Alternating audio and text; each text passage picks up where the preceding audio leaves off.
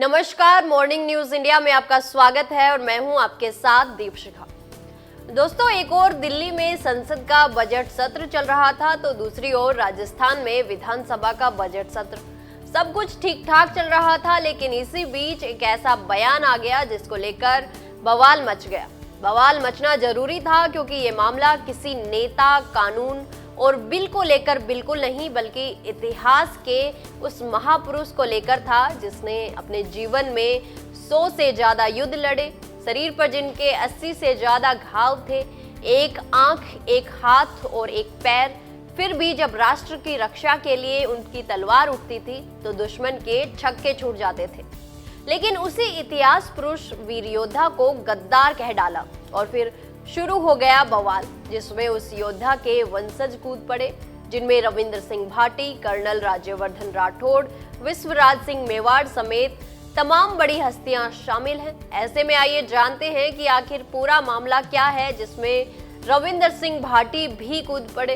दोस्तों, ये मामला समाजवादी पार्टी से राज्यसभा सांसद रामजी लाल सुमन से जुड़ा है, जिन्होंने हाल ही में राणा सांगा और उनके वंशजों को गद्दार कह दिया था, जिसके बाद ये मामला राजस्थान विधानसभा में भी उठा। सांसद रामजी लाल सुमन पर रविंद्र सिंह भाटी भड़क उठे। उन्होंने विधानसभा में कहा, ऐसे लोगों को मुंहतोड़ जवाब देना चाहिए। राणा सांगा राजस्थान के गौरवशाली वीर थे। उन्होंने तन पर 80 घाव लगने के बाद भी युद्ध लड़े। इतना ही नहीं, बल्कि राजस्थान सरकार में मंत्री कर्नल राज्यवर्धन सिंह राठौड़ ने भी रामजी लाल सुमन को करारा जवाब दिया और महाराणा सांगा का पूरा इतिहास बताकर रख दिया।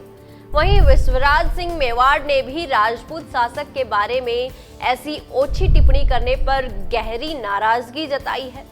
मामला यही नहीं रुका, क्योंकि बीजेपी के साथ ही करनी सेना भी भड़क उठी, जिसके बाद रामजी लाल सुमन अपने बयान को लेकर सफाई देते नजर आए।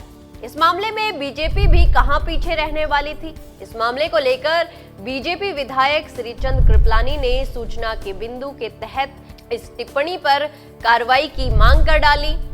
वहीं भजनलाल सरकार के मुख्य सचेतक जोगेश्वर गर्ग ने भी कहा कि रामजी लाल सुमन ने राणा सांगा का अपमान किया है। ये मामला अब बढ़ता ही जा रहा है, जिसमें अब इतिहासकार भी कूद पड़े और राणा सांगा को लेकर ऐसे तथ्य बता रहे हैं जो शायद ही आपने पहले कभी सुने या पढ़े होंगे।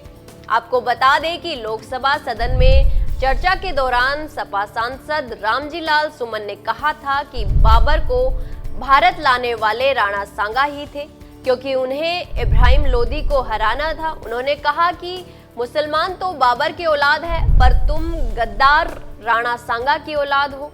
सब बाबर की आलोचना करते हैं, लेकिन राणा सांगा की आलोचना नहीं करते। हालांकि इसके बाद जब लोग भड़क उठे तो रामजी लाल सुमन ने अपने बयान पर सफाई दी और कहा कि मैंने सदन में कहा था कि बाबर को भारत बुलाने वाले राणा सांगा थे, ताकि वे इब्राहिम लोदी को हरा सके।